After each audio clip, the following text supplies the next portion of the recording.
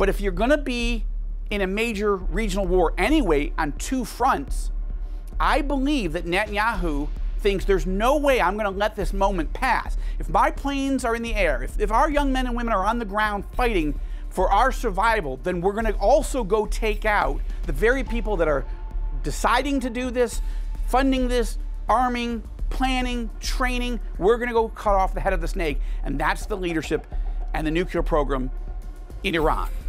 Why exactly has President Biden sent a second nuclear-powered aircraft carrier strike group to the Eastern Mediterranean? Hi, this is Joel Rosenberg in Jerusalem with a special wartime update, a YouTube exclusive for the Rosenberg Report. And I want to talk about this question because it's not immediately obvious why a second strike group, aircraft carrier strike group, is heading into the Eastern Mediterranean.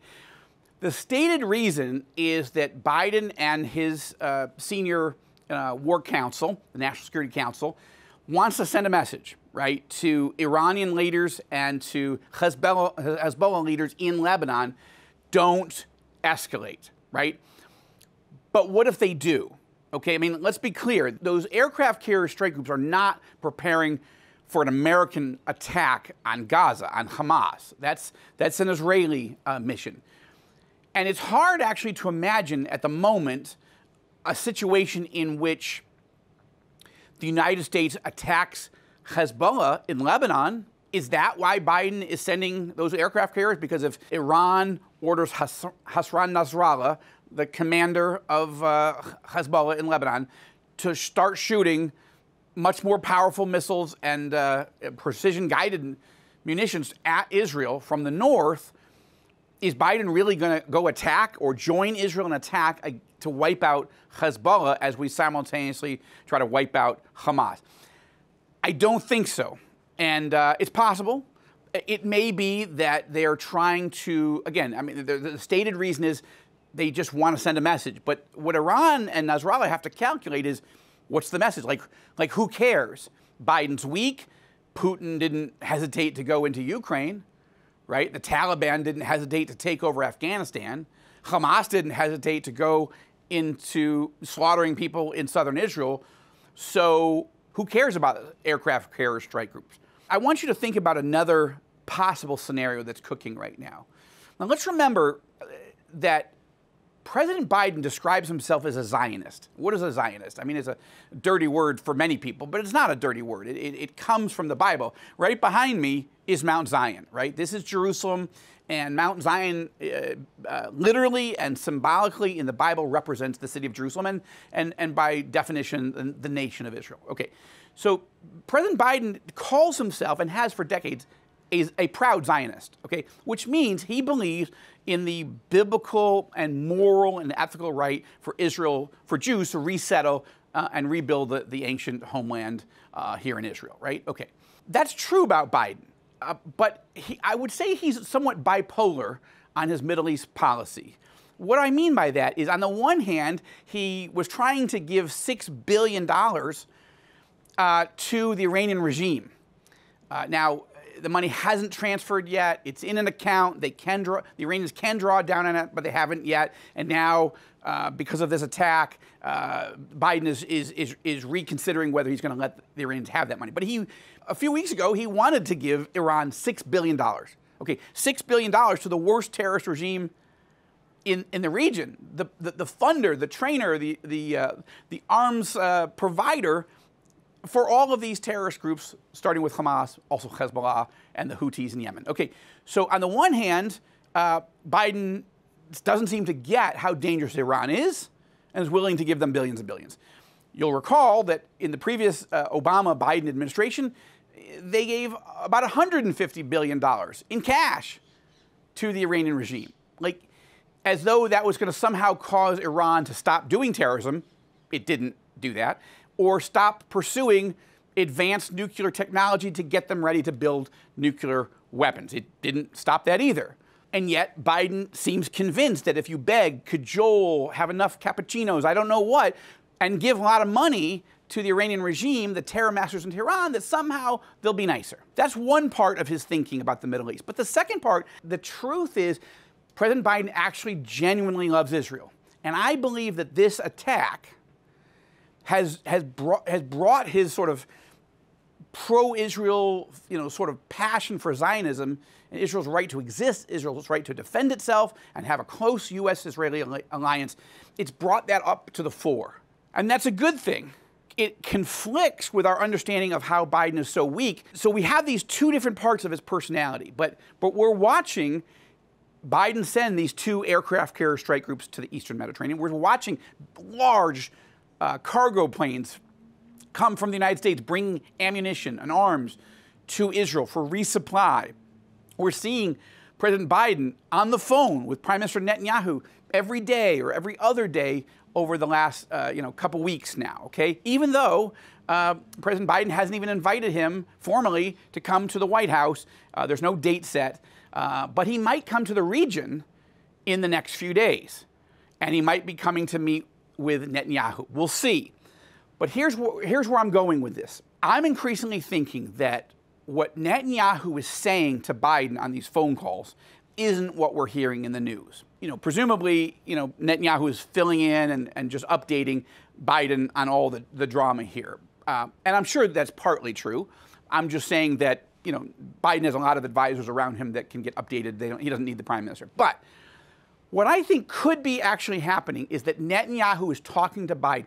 If Iran orders Hezbollah in Lebanon to start launching not just a few pinprick attacks, but a massive barrage, like totally opening up this second northern front, that not only will Netanyahu and Benny Gantz, the opposition leader that's now formed this emergency government, not only will they now attack Hezbollah, I think Netanyahu's preparing to attack Iran. Okay? Listen to me here. And we need to pray. None of us want this war with Hamas to blow up the whole region. But remember what Netanyahu ultimately believes. He believes that the main threat to Israel, the existential threat, isn't just terrorists and missiles, as bad as those are.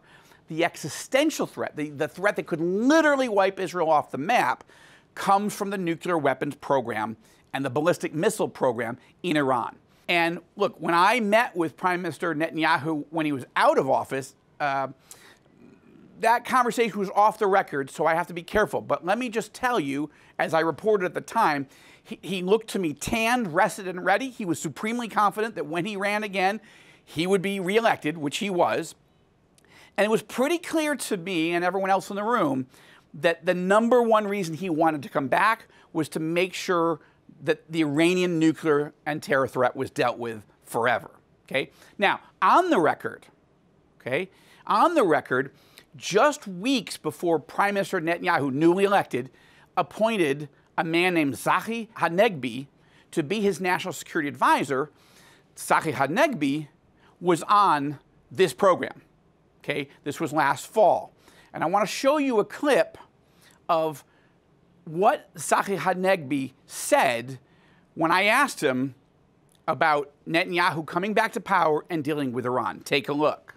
You have known Benjamin Netanyahu for at least 35 years. You guys entered the Knesset the same year, 1988. That goes back a long way. You've served in his cabinet. Tell me what you think he's thinking right now as he starts to come back into office. He's been friends with Biden a long time, but they don't see the world the same way. They don't see the region the same way.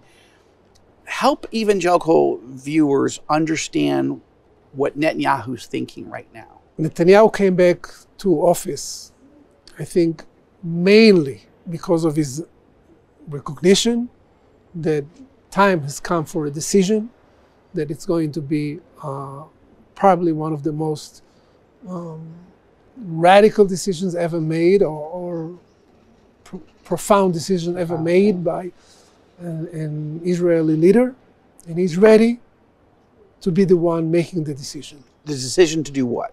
To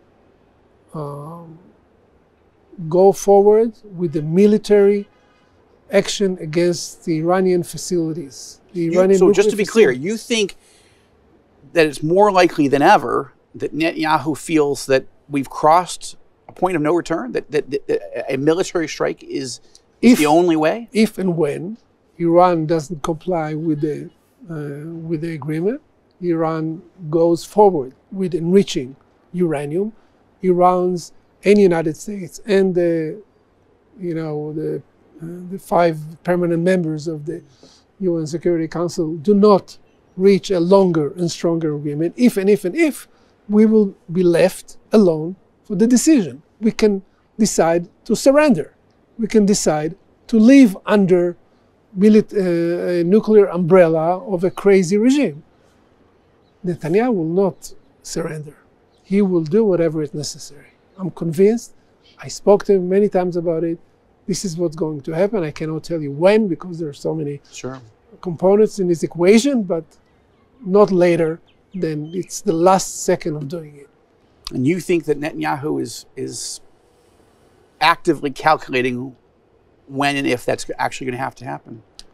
I believe that every Israeli leader that will be in this situation to make a decision whether to surrender to Iran, nuclear Iran, or to do whatever is necessary will not hesitate to do it. But I know Netanyahu's commitment to do it, and I think he's the right man in the right hour. When will this hour come?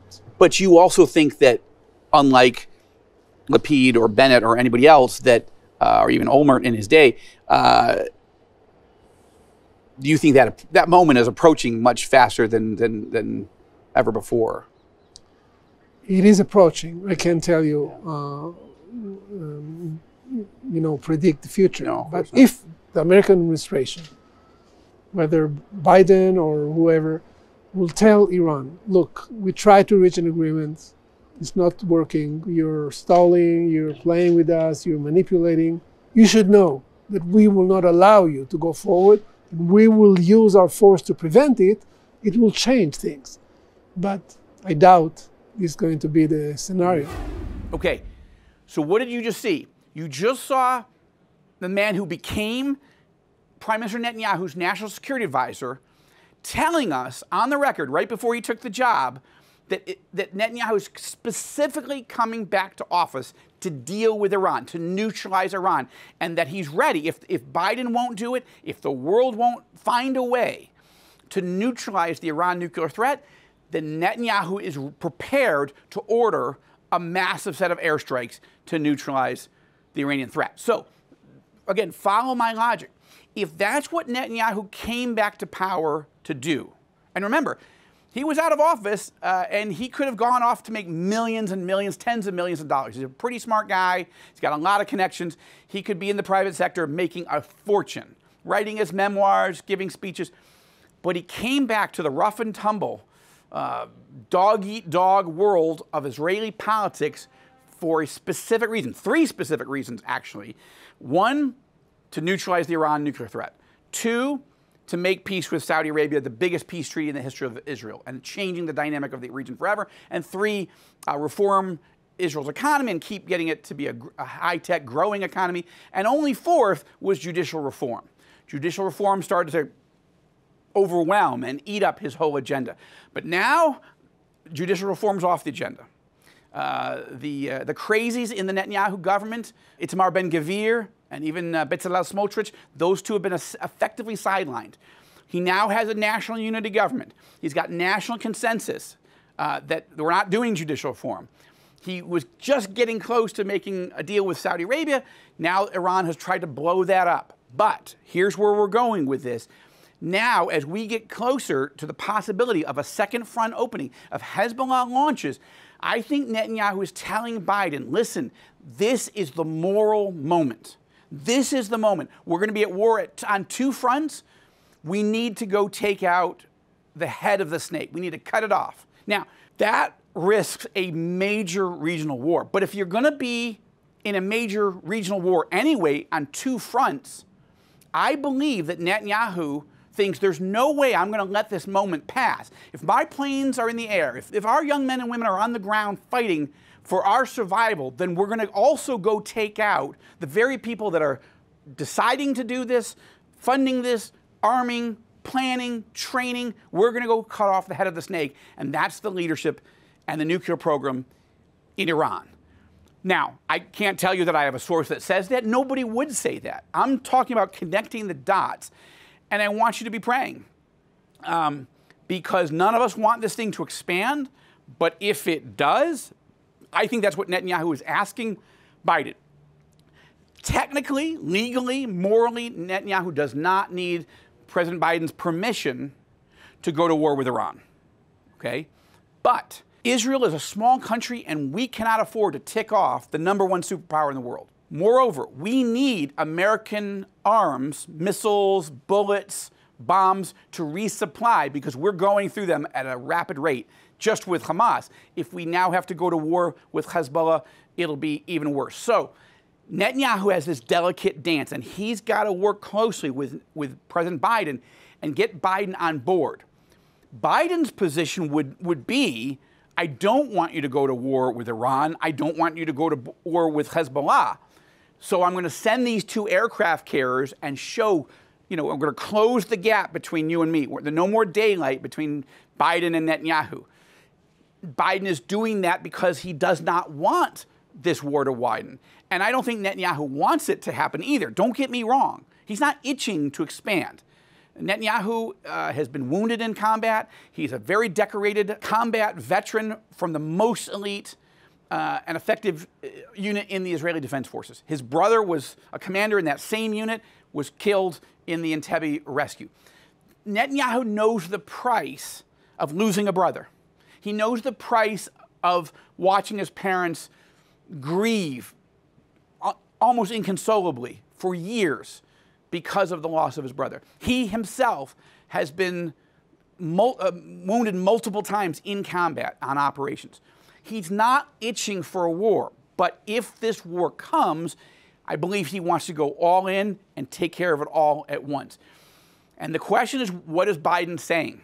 But I think the fact that Biden has moved those 2 aircraft carriers and may be coming to Israel later this week, they're talking about possibly Friday or the weekend, things are getting interesting. And I just want you to know that there are things happening behind the scenes that you're not thinking about yet, because this isn't your day-to-day job. But I've been writing thrillers about this, about what if this, what if that. I played out a lot of war games. Plus, as my novels have been read by 3 former CIA directors and the Vice President of the United States and the King of Jordan and the Crown Prince of Saudi Arabia, I've gotten to spend time with a lot of these people asking, what about this? What about that? So again, I want to be clear. I'm not saying that I have a source or multiple sources that say that Netanyahu is asking Biden for the green light to go all in and take out the leadership in Iran. But I believe that's what he wants to do if he has to.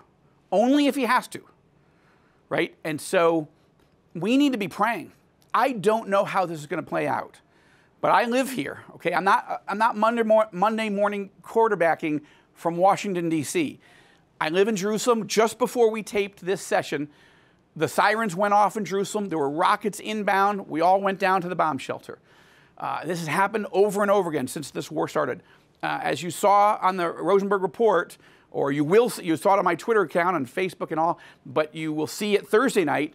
My cameraman and I were on the border, right on the Gaza border, and under a rocket attack just yesterday as I record this. So I don't want any more of it. I want it to end.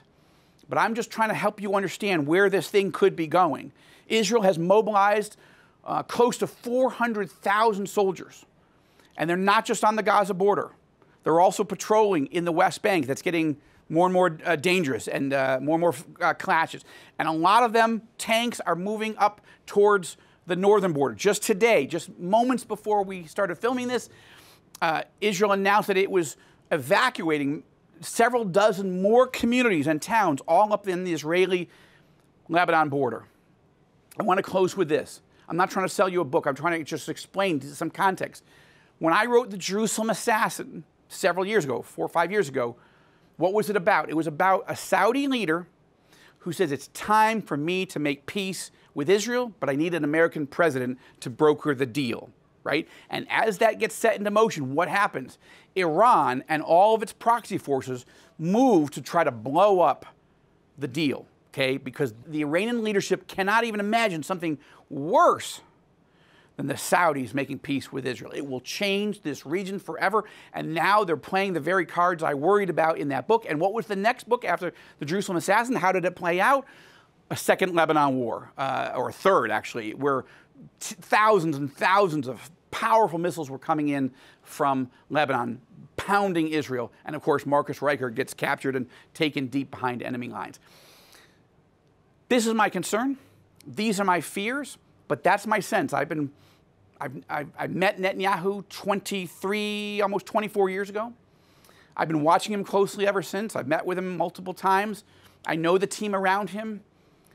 Watch for the possibility that if Hezbollah unleashes, Israel is going to war with Iran.